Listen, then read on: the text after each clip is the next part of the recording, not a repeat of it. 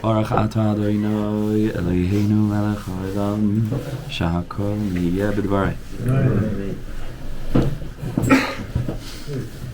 Good morning to everybody. What an absolute privilege and pleasure to be jumping back into the series after probably the longest hiatus that we've had since we began.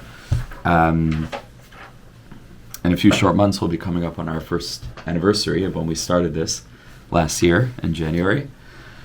And we've had interruptions for the Chagim, for Pesach and for Sukkot, but to have had such a long break as a result of traveling to Uman and then a lot of different things that happened and my trip to Eretz Yisrael last week after Yantiv.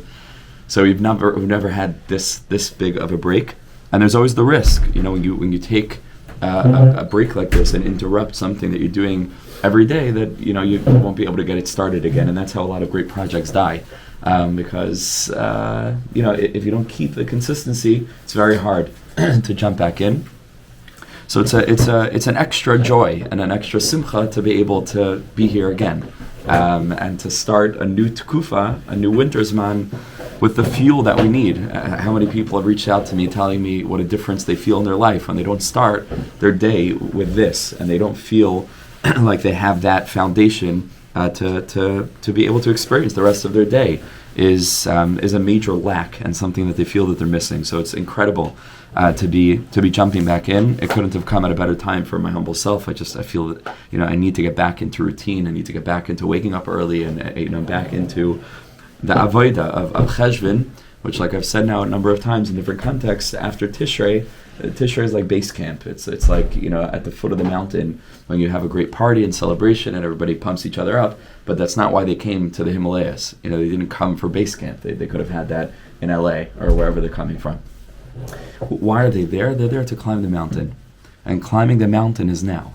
Climbing the mountain is not when there are great moments of spiritual exhilaration. It's just cheshvan. It's mar cheshvan. It's bitter. It's empty. It's everything is dying.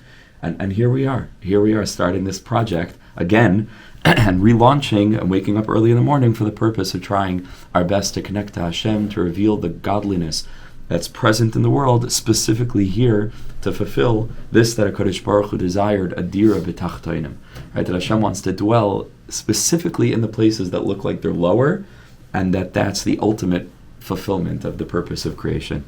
So what a privilege to be here. Thank you, all of you and all of us here who are joining on the Zoom, who are here in person, who are going to be watching or listening to the recording later.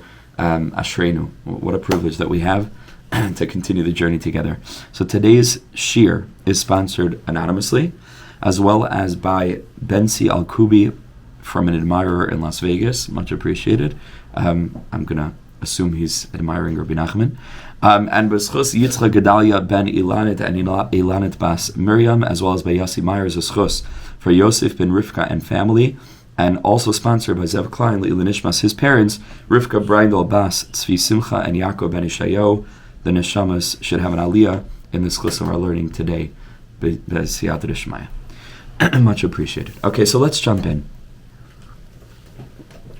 We find ourselves on page Lamed Tes in the Tzuras Hadaf, Lamed Tes Amud Aleph, and we're beginning with Torah Chav Ches, the 28th lesson in Likutei Moharan.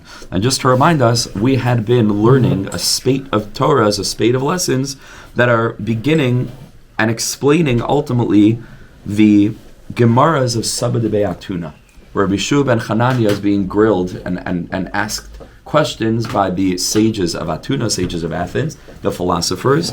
And Rabbi Nachman is revealing and unveiling the way in which these seemingly absurd questions are actually containing the deepest secrets of existence, the deepest secrets of the universe. And so here is another one. Lashon Rabbeinu Zichrono Livracha. This Torah is in Rabbi Nachman's own words, which means that the words are very specific, and we can zone in, and Be'ezus Hashem will try to do a little bit of that work together to unveil the very deep and hidden messaging that the Rebbe layers into what appears on the surface to be quite straightforward. We're going to see that it's not straightforward at all. So this is the way that the Gemara in in the Agadata of Sabbath Be'atuna begins here. He says, "B'ni lan beisa ba'avir da'alma." This is what they asked Rabbi Shua ben Chanania. They said, "Build for us a house, ba'avir da'alma, floating in the heaven, floating in the sky." Amar Shem, so that the tzaddik uttered a divine name, and come v'tala ben shmai la'ara, and bitom, he was just hanging in the middle of air, like just floating. Amar lahu, so then he said to them, "Okay, great, I'm in position. Apikuli livne v'tina mehasam, but pass me some bricks, pass me some cement. That way I can build the house in the middle of the air." Amru, so they said to him, "Umi ikadamatzi lahasuki hasam." How are we supposed to get the bricks to you? You're all the way up there. How are we gonna? We can't bring you the building materials. So Amar, he said, "Okay, so umi ikadamatzi lemivne beisa ben shmai la'ara." So then, can anybody build a house in between heaven and earth? Right? We can't even bring the materials here. We certainly can't build the house here. And of course, al pi pshat, it's difficult to understand, because if they would have asked you to hang between heaven and earth, that would also seem impossible, but you managed to do that, right, with the assistance of a divine name. So why can't you just proclaim a shame upon, I don't know how this stuff works, but like, why can't you just, make some kind of magical charm on the bricks and get them to go up into the heavens as well? And obviously there's something deeper here, which of course there is, and we're going to learn what that is, be'ezras Hashem. So the Rebbe begins with what appears to be a very sharp, cutting, biting sentiment that needs to be understood in context, like everything in the sefer, and really everything in all SHIURIM. But on the face of it, it's quite sharp. And he says like this: HaMisnagdim, HaMevazim, VaHaMacharfim, Yirei Hashem. Those who are oppositional to Yirei Hashem, to those who really try and seek to fear Hashem and to enter into an experience of awe, of awareness of Hashem's presence, and not only oppose them, but hamavazim, who belittle them, hamacharfim, and are cursing them. And in the Ksaviyad, it doesn't just say Yiras Hashem; it says Es HaTzadikim ve'es Yirei Hashem. Not just those who are trying to live in awe of Hashem, but those who are misnaged against the tzadikim. Says Rabbi Nachman, "Ze machmas shemekablim Torah mitalmidei chachamim sheidin Yehudayin."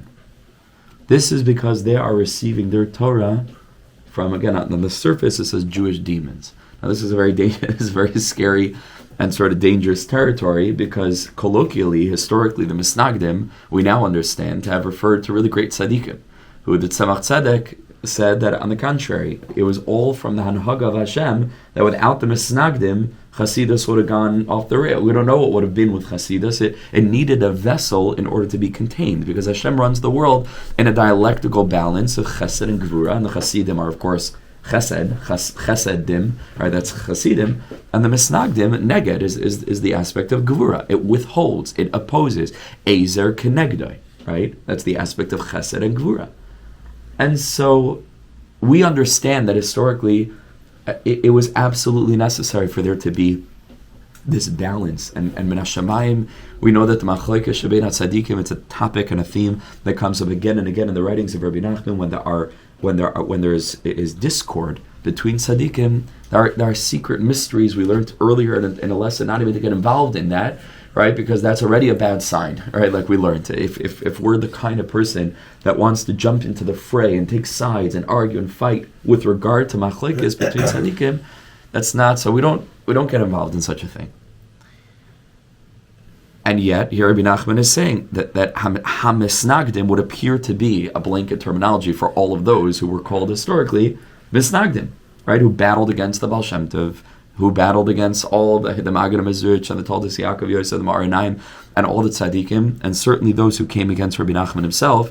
But again, like in everything, like everything in Breslov, it needs to be weighed against the other sentiments that Rabbi Nachman expressed on the topic, where on the contrary, sometimes he venerated those who were against him, recognizing that it was Min HaShamayim and that they played an important role. So, therefore, we have to qualify this, that he says that they received their Torah from Sheidin Yehudayin, right, from Jewish demons. This is actually a topic that we had earlier in Torah Yud Beis, where the Rebbe also brought up the same topic. If you remember, we learned about the Tana, right, and the Neshika between the Tana and the one who learns from the Tana. It's a wondrous, wondrous lesson. But over there we encountered the concept of Shadin Yudayin, and we said that it's not as severe as it sounds, right? What it sounds like is Jewish demons, like many other demons who happen to be Jewish. But Shadin Yudayin means, no, that it's not the clearest channel. But as far as demonic forces, which is a whole topic in and of itself, what is a demonic force? But let's just say, let's consider it now a channel that isn't absolutely clean, because it's a Shin Daled Yehudayin. So then it's very easily rectifiable, right? Meaning it's not like there's a whole cast of demons, and this one is a Muslim demon, and this one's a Catholic demon, there's a Jewish demon, and there's no fundamental difference between them. No, we're not talking about embodied forces that you can sort of imagine. It means, right, it means that spiritually it's less refined, but because it's a Shade Yehudai, as we're going to learn, it can be fixed. It's just that the receiving of the Torah is not coming from a place that's absolutely pure, as we're going to learn. And again, it could be that this itself is min hashamayim, because this is what it takes in order to engineer those who are going to naturally be against others who want to reveal just the absolute purity of Yefutza Manasecha Chutza, of a Torah that speaks about the essence. So in order for there to be opposition, which is healthy opposition, there needs to be Torah that's not coming from that particular place. But that's also okay. Min hashamayim. So these are complicated things. I don't want to get into, the habit of now referring to anything that's against what I'm into as coming from shadim. It's just not a healthy thing. It's at all, and it's dangerous territory. And unfortunately, because Rabbi Nachman speaks often about whether it's shadim Yehudayin, another terminology he'll always use is mefursim shel sheker, right? People who have a platform, but it's all shel sheker. And this, I always felt for a long time, sort of opens the door to people being able then to use the label mefursim shel sheker, right, for anybody they don't like, right, or anybody that they don't feel is saying exactly what they believe needs to be said. So all of a sudden, it's a Jewish demon, it's a mefursim shel sheker, and it's Erev Rav. It's like, chill, wait a second. So I feel like these terminologies need to be handled with care, very, very delicately, and sensitively. Okay. So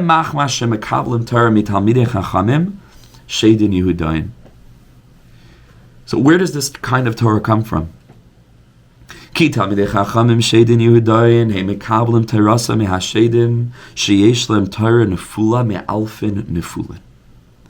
These particular Talmidei Chachamim, who are the embodiment of Jewish, right, which is holy forces that are still, in some sense, demonic, that are in some sense veiled, which is what Shaden are, right? It's like a klipa, right? It's the concealment of Hashem's presence. They receive their Torah from what's called Me'alfin Nefulin, the fallen letters Aleph. Now, what is this a reference to? So the R Yaakov explains, as we're going to learn Be'ezras Hashem toward the end of this brief-ish lesson. It's not super long. It's sort of medium. In Shara Karbanos of Shara Karbanos, of Pri Etz Chaim rather, the Arizal explains that existence emanated, as we know, from HaKadosh Baruch Hu through four primary realms, which we can refer to as the Olamais, right? Atzilus, Bria, Yitzira, and Asiya. And that those four realms are precarious places. Because from our perspective, all of a sudden you have the theoretical difference between creator and creation. If I can point to something and give it a name and refer to it, especially in contradistinction to other levels, and I don't just say God, God, God, God, whoa, so then there's something that hides Hashem's presence, which is exactly what the Olamos are in one sense, which is why they're called Olam, because Olam is Milashon Helen. In other words, they hide God by existing.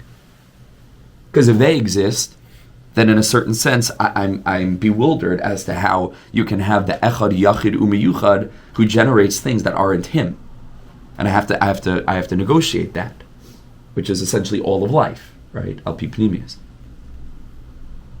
But the true truth, the emes or emes, the emes la'amita is that, of course, it's godliness all the way down. And that's the truth. Even though we don't experience it as such, because this world is incredibly convincing in its apparent concealment of godliness, the whole purpose of Torah and mitzvahs, what emunah actually means, is to come to the realization that ein od milvado.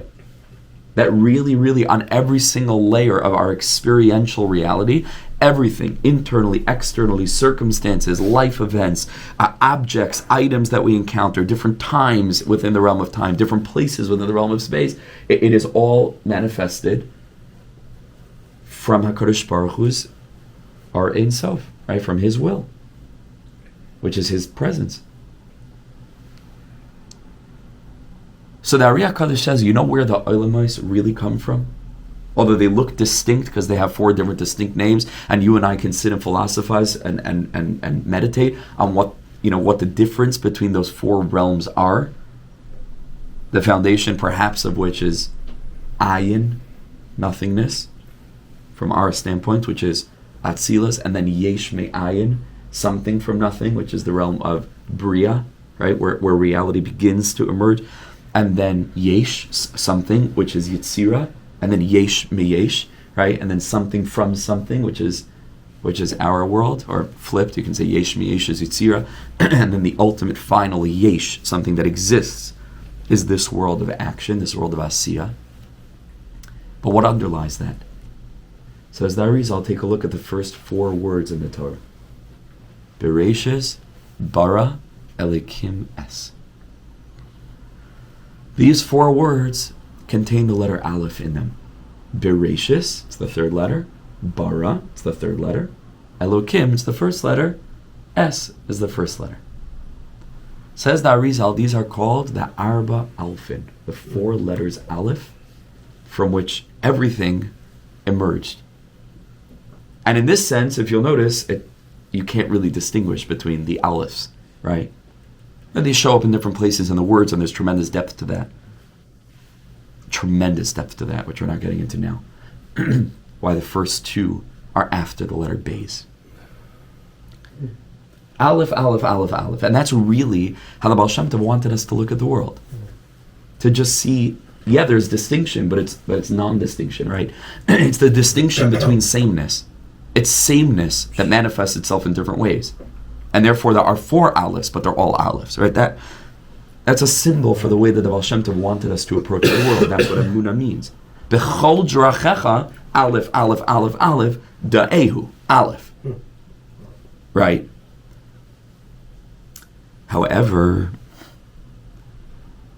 because this is the foundation for really all of reality, and the fourfold nature of existence that unfolds as sort of iterating fractals within this system of the Arba Olamais, and then Eish Ruach Maim Afar, and then Doimim Tzemeach HaMedaber, and then the 4 Kitos of Malachim, and etc., all the way down and up. So then, of course, because it's also Olam Milashon Helem, these Alephs can fall down. They can be Alfin Nefulin. And when they fall down, so then a person's still receiving from godliness, because it's all godliness, but it's hidden. That's the kind of Torah that's being taught. It's still Torah, but it doesn't come from the Alephs as Alephs, which means you can't perceive the presence of Hashem in it. It becomes Torah that's removed in some way from source, which we'll speak about a little bit more. Let's look back inside. Uva alfin elu ksiv b'shleima, and it is a reference to these 4 Alephs in Kedusha, of course, that it says about Shloima HaMelech HaMelech HaYidaber Shloishes Alafim Mashal, that he spoke and revealed 3,000 parables. Vayihi Shirai Chamisha Va'alef, and he also sang 1,005 Mishalim. What do you see in this pasuk? reference to 4 Alephim. Shloishes Alephim, and then at the end, Va'alef. Says Rabbi Nachman, we see here that Shlomo HaMelech drew his Torah, Shir HaShiurim, Koheles, Mishlei. He drew it from the 4 Alephs. That's Shloishes Alephim, it really means 3,000, but you can read it from the 3 Alephs, and then Chamesh Ve'alef, you can read it 1,005, but it's 5 and 1 Aleph. But it's separate. Leave that to you to be mefapel. Ki Shlomo zach lehem b'kedusha, because Shlomo HaMelech received these levels, of course, in holiness. They're drawing on these alephs, meaning they're aware that Bereshis bar Elikim, right, and Hashem is real, and Hashem created, and Hashem gave the Torah, but in some sense, it's veiled, it's concealed. Just like the worlds can be seen as 4 separate levels that aren't alephs all the way through because they take different form. Ubishvil zeh, and therefore called Iburam, all of their words, derech mashal umelitza uta'amim neflaim. They are all engarbed in parable and different wordplay and ta'amim neflaim and really geschmack of vertlach and varts, and it's all beautiful because they come from what's referred to in Kedusha as the Shloishes Alephim mashal, and so there's a lot of beautiful parables and a lot of it's a good drasha. Because because they're rooted in these alfin. But because it comes from a Torah that's presenting Hashem's presence in a way that's concealed, and we're not giving people mamish the intimacy of knowing God, but it's somehow removed from Hashem's essence, and it's not a Torah of what the Lubavitcher Rebbe would refer to as the Torah of Yechida, that's Chassidus. It's higher than Sod. It's Pshat, Remez, Drus, Sod, and then Chassidus, which comes from the quintessence of the revelation of HaKadosh Baruch Hu's presence, where it's, for the end of time, it's the thing itself. It's the most vulnerable, if you will, disclosure of Hashem's essence, and Hashem's love, and Hashem's tender touch. Because it's distant from that, so it can't have the proper impact. And that's what the Rebbe says. It says about them, the pasuk Yeshayahu, Hama'at mikem hala'os hanashim. Is it not enough for you, hala'os hanashim, that you burden people, that you're making life miserable for people? Kisalu gamalikim, you're going to burden God as well.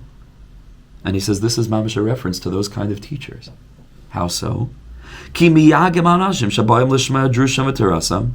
They tire out people, sometimes quite literally, but they tire out people who come to hear their drashas and their Torah, because people think that they're going to benefit from this kind of teaching. They think they're going to get something. They think they're going to change. They think it'll help them to see the world in a different way. They want to know God. They want to know how to serve Him. Not what to do, and they want to have a derech. But like they come and they'll learn information, but they don't feel like it's changing them. They don't feel like it's changing. They don't feel like it's having any impact on them and on their actual lives. It's academic. They get more information, even spiritual information about mitzvahs, information about Torah, information about halacha, but they don't feel like they can change from that. Is it like place with the garment clue, kind of? What do you mean? It's like the malchus of kind of tumah, that it's not substantial, whereas the malchus of kedusha. Nachon, right? In some sense, we're going to see that it does communicate some substance, but it's masking the essence of it. Ki teirasam shal elu atamid chachamim ein la koach lahadrich es ha'adam b'derech ha'toiv. It doesn't have the capacity to lead a person b'derech ha'toiv. And here are 5 words that are really, really hard to translate in the context of Rabbi Nachman's teaching, and I'm going to try to sweeten them a bit. But he says, "Kimi bisha lo'have tava." Now, on a simple level, it would seem to say that the reason that it can't help people become better is because mibisha, from something bad, lo'have tava. something good doesn't come out of something bad, right? Even though we do know that Avram, this week's parsha, right, came from Terach, right? And so the Gemara says, you see that there are cases, but like the Leshem writes, that is a freak exception, but generally in the world, even if it looks like something good came from something bad or something bad from something good, it's just illusion, right? And it'll sort itself out at some point, because that's the way that HaKadosh Baruch Hu created the world. Now, that sounds both very deterministic and difficult. It also doesn't fit with Rabbi Nachman's Nekuda Tova kind of good eye to call something bish. They are bad, and therefore they can't teach people how to become good. And I'm going to explain it hopefully in just a few lines. We'll go back to it. But not only that, kisalu gamalikim. They also burden not just people, but in some sense they're burdening God. It's like they weigh Hashem down for being able to help the people who are trying to serve Him. Nimtzad emerges, Shal Yedei Zeh, that through this, Elu b'nei Adam noiflim b'kfiris Gedalyah. This causes people to fall into the worst kind of heresy. Into the worst kind of kfira. And they begin to think, Chas v'shalom, la yira v'la yavin alikim b'masa b'nei Adam. Hashem doesn't see, Hashem doesn't understand the actions of people. Hashem is not present with us. And that causes, as Yirei Hashem, and that causes them to be misnagid to Yirei Hashem, and to oppose all of those who are trying to spread a different message. And they embarrass them and they humiliate them. And this is why we find that avodas alilim, which is idol worship, is called embarrassment. They became nazirim laboishes, to that which is embarrassing, shameful. And over there the Mefarshim explain it's a reference to avodah zarah. Because the Rebbe says a very deep thing: cynicism and embarrassing others and their path is usually a result of, in some sense, a person lacks emunah. Rabbi Nachman has a Torah about this in Sichas Haran, where it says that most people who are like kofer in tzaddikim, and don't believe in tzaddikim, it's just a manifestation of a lack of belief in Hashem. But they can't speak against Hashem, so they speak against tzaddikim. But it is indicative that some part of their belief in Hashem is also missing. It isn't just, they believe fully in Hashem, and they're just against people who represent Hashem. I mean, how could that be? But they don't want to speak against God, so they speak against people. But it comes from this. This, that they embarrass others, comes from a lack of emunah in Hashem. And so here's how I'd like to interpret and explain this. Like we've learned many times in the past, Rabbi Nachman's Torah, it's not optional. Like, you need to interpret it. Every translation is already an interpretation, and especially in giving over the Torah, there's of course going to be interpretation. But I believe, based on a teaching from Rabbi Nachman, who said that he wanted every person to find their own chidushim in the Torah, that maybe he deliberately designed his teachings so that there's a lot of room for interpretation, and it's by design. I'm presenting my interpretive lens, but again, because it's an interpretation, everybody's free to take or leave it. This is definitely an interpretation, but this is what it says to me. This is what I hear in these words. The alafim, as they are in their source, Bereshis bar elikim es, at the root of reality, which is just aleph, aleph, aleph, aleph, which is of course the symbol for the presence of Hashem, the essence of Hashem, which is echad yachid umiyuchad. That's why it's hinted to in the letter aleph. Aleph is also aluf, right, which means a chieftain, or ulpan, which means like an aleph is to teach, aleph chachachma. Because we know that HaKadosh Baruch Hu is a Rachman, and Hashem is infinitely kind. Hatoiv, Hashem is good. Ki lo chalu rachamecha. V'hamerachim ki lo yisamu chasadecha. Hashem's kindness just doesn't run out. It's infinite, unconditionally eternal. Toiv Hashem lakol v'racham avakol masav tamu u'ru ki toiv Hashem. We know that Hashem is good. Kol mada avid rachmana letav avid. Rachmana is a reference to the Torah. Right? Throughout the Gemara, Torah is supposed to be full of compassion and racham and kindness. Reason to believe that those four Alephs, in their essential revealed form, is love. Is Hashem's love and Hashem's compassion for each and every one of us. The Torah of the true tzaddikim, which was the Torah of penimiyus, that's what we're speaking about here.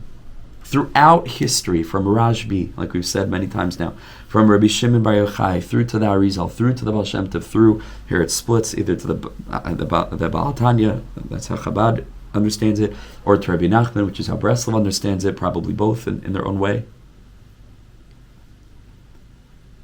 It's a Torah that seeks to reveal the essence of Yiddishkeit, which is relationship, ani l'doidi v'doidili, which is of course why the Baal Shem Tov was brought into the world on Chai Elul, right, the 18th day of the month of Elul. Elul being the acronym, of course, for ani l'doidi v'doidili, and the Baal Shem Tov came into the world to bring that relationship Chai to life. Chai Elul. It's a Torah of penimiyus. It wants to reveal what's beyond the veil. The Torah that they're coming to reveal is oppositional to a Torah of veils. It's a Torah which will mediate the love of God based on conditionality, based on hierarchical, sort of societal considerations as to how close a person looks to Hashem versus how far a person looks to Hashem. Makes all kinds of distinctions from a world of duality. It's still Torah, but at least in relation to the pure Aleph, where mamish malay chala aretz kavoda les asar panimine. There's no place that's devoid of Him. Yuma malakol almin v'sayviv kol almin. Hashem fills all worlds, surrounds all worlds, as we're going to see in Torah Lamed Gimel. It's a Torah of Shedim. It's a Torah of Klipa, meaning it's a Torah that is veiled. And so the primary message, consciously or subconsciously, that's being revealed by those who use a lot of mishalim and give drashas, this was a reference to what were called mochichim, or magidim, who before the Baal Shem Tov used to travel around from town to town. They made their living from just bashing Jews and just telling them how terrible they are, and telling them how they're going to burn. Mamish, like fire. It was because of Catholicism. It was in Mamish we were impacted by a almost Gnostic separation between the devil, or hell, and Hashem, and it couldn't be integrated. And Yiddishkeit had a huge shadow. And this was what was happening. And Jews, they weren't broken enough. They couldn't make parnasa. They'd have a minute. The persecution and the challenging nature of life was such that this was like this was the final hammer blow, the Makkah Patish. And this was what was happening. And the Baal Shem Tov came to rectify this by bringing to the forefront of Jewish consciousness a hashkafa that was totally subversive to the prevailing approach, which was literally he went from town to town. He was the anti-Magid. Like, he just stood in town and he gave people tons of hugs and told them that they're so great and they're so sweet and their avodah is so precious. And even the little bit that they're able to do, because the main thing is the ratzon, and Hashem sees it. And all their averis and all their difficulties is part of a journey. And it's all for the purpose of humbling them and bringing them closer to Hashem. Like, a totally different message. Totally different. This is a Torah where the Aleph is shining throughout all of the realms. Atzilus, Bria, Yitzira, and Asiya, or if you will, Chaya, Neshama, Ruach, Nefesh. Like on every level of a person's identity, on every level of a person's life, human experience. It's Aleph, all the way through. Just Echad Yachad Miyuchad. Hashem is mamish with you. Those who weren't receiving those messages, look back inside, feel burdened. They are burdened because they're looking for Hashem and they don't find Hashem. They're hearing Torah, but they don't hear the presence of the divine. They don't feel in every word of the Torah that they're learning Hashem whispering how much He adores us, how close He is to us, how proud He is of us. Usually we hear the opposite. I'm not learning enough. I feel so pressured. This one, is already on Daf Vav, and I'm still on Daf Beis. That kind of thing. Sir Moshe David Valley, one of the primary disciples, Talmud Chaver of the Ramchal, if you don't just mind shutting the door, if you don't mind, has a very, very maybe radical interpretation of a very famous pasuk that all of us are familiar with. Hine yamim ba'im ne'um Hashem v'hishlachti rav ba'aretz. Days are coming, and I will send a famine to the earth. Loi rav la'lechem. It won't be a hunger for bread, v'loi tzama l'mayim, and it won't be a thirst for water. Ki l'shmaya l'dvar Hashem. It will be a thirst and a hunger to hear the words of Hashem. So on a simple level, we understand. Especially, this was very, very big. I understand in the 80s, 90s, early thousands, the Baal Teshuvah movement was in its heyday, and people literally saw this. Like, people don't want physicality anymore. That's what it means on a simple level, right? They're casting away a life of physical gratification because they want spirituality, and that's like how to read the pasuk on a simple level, and it's of course true. But the Ramad Valley took it a great leap. Deeper.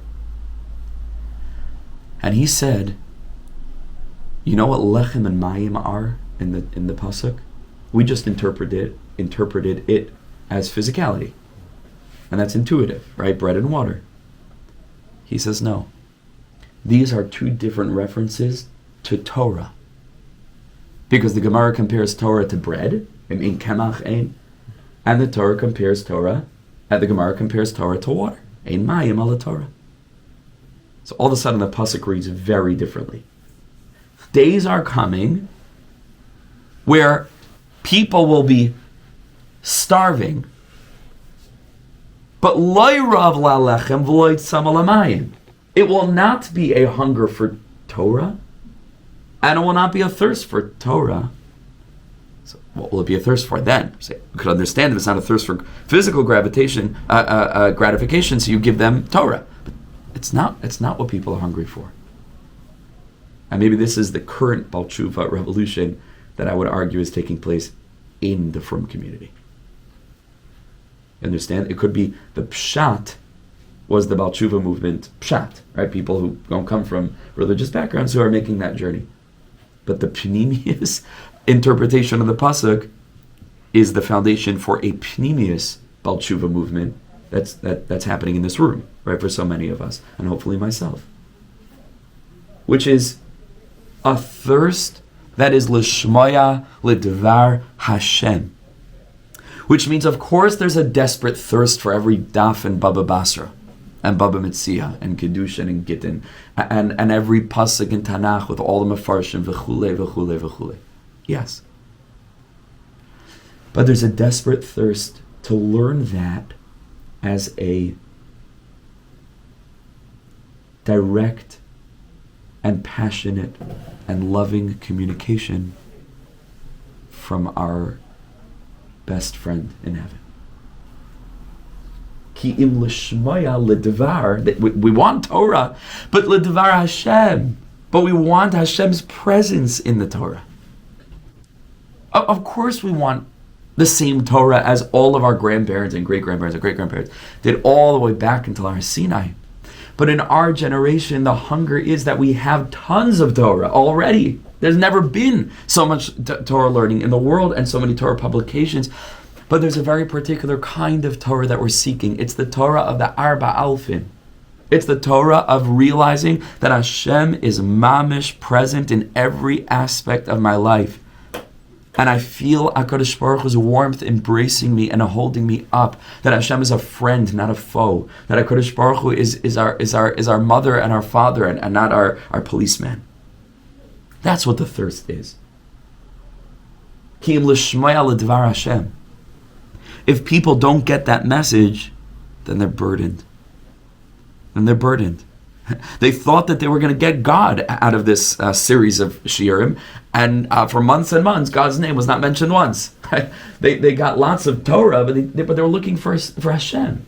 This is sometimes an experience that Baal Teshuvah have, because they're authentic spiritual seekers, and then you throw them into some yeshiva somewhere, but they're looking for God. Instead, they got like a bunch of rules. Now, those rules, if learned in context, are the greatest revelation of God's presence, but only if learned in context. Without that context, it's confusing.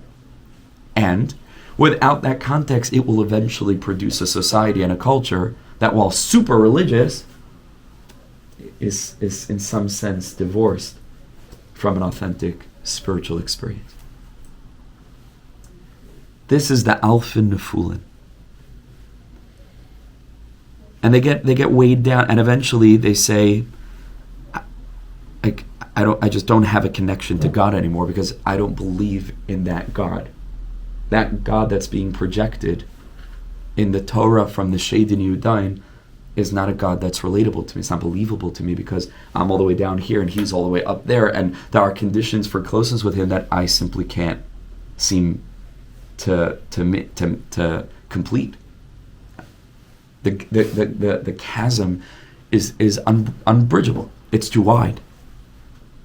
So I want to understand the words Kimi Bishalei Have Tava not as an explanation for why the Torah of these teachers is not able to have a positive impact because they're bad, and from bad cannot come good. I want to learn the words Kimi Bishalei Have Tava as the sum total of their message, whether overtly expressed or covertly implied. Everything that they're saying, as interpreted by those who are coming to listen, is you'll never change. Kimi bisha lahavatava. You're bad, and you can never become good. You understand? It's a different way of reading it. I'm understanding this as the message, not as explaining why people aren't impacted by the message because the teachers are bad and therefore they cannot help people become good. No, this is the message they're giving over. They are not capable of guiding people in a way of toiv, to bask in Hashem's goodness. Because you know what they say the whole time? Kimi bisha lahavetava. Their Torah is not a Torah that's saturated with the energy of tshuva, with the energy of return, with the capacity for a person to change and to grow no matter what, and for a person to hold onto Hashem's hand because Hashem's hand is always right next to us. He's waiting for us to take it no matter how long it's been. It's right there. Instead, the tzaddikim give a message of Mibisha Lahavitava. How can a person change? Mibisha Lahavitava. And again, they don't say that, you understand? But that's what people feel. That's what's implied. Because if it's a Torah that isn't communicating Hashem's presence, if it's Alfin Nefulin, then it's Torah, but it's not Torah that communicates Hashem's love. Because the Aleph is hidden. And it becomes Atzilus Bria Yitzir Asiya, which means Sod, Drush, Remez, and Pshat. Because that's the same four Alephs, right? Pshat, Remez, Drush, and Sod. It comes from that same Ma'aracha of the Arba Olamais and the Arba Yisodis, etc.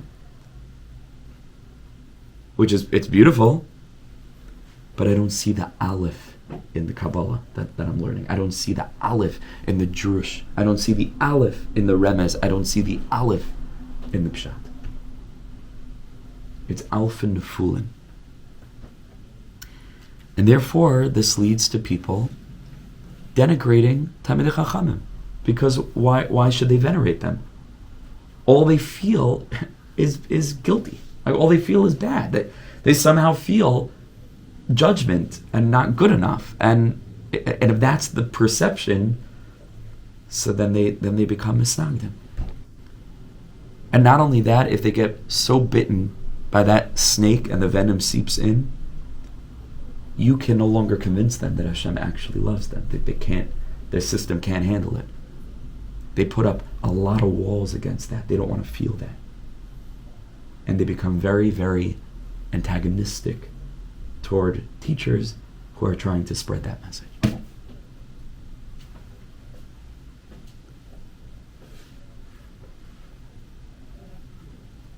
Busha nikra avodas alilim. Ultimately, this that they are embarrassing others is a result of their own emunah in Hashem that has become flawed as a result of absorbing a message where the essence of Hashem's presence has been concealed, and they're no longer capable of recognizing the Torah of emes la'amito and feeling what a Jew should naturally feel when we come into contact with the Torah of penimiyus, a Torah of hisorus, a Torah of chizuk, a Torah of awakening, a Torah of kindness, a Torah of sweetness and compassion. They clamp up, lock up.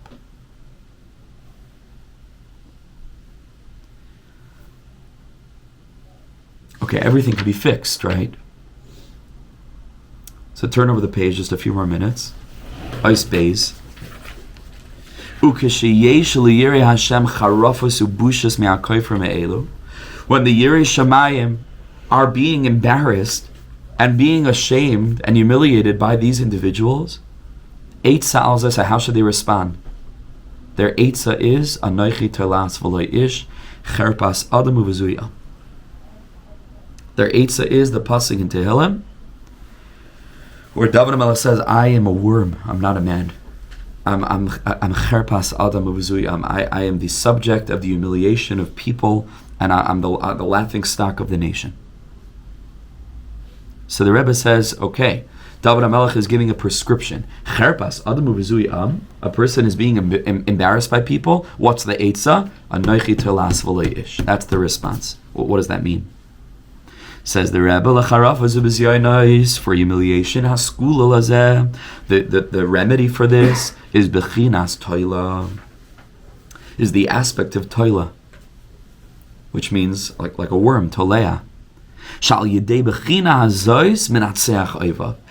Through this aspect, he'll be able to overcome his enemies. Now again, in this context, overcoming enemies isn't, attacking them with a samurai sword. Right? Overcoming enemies here is actually convincing the people that are against this idea that Hashem loves them, that Hashem loves them.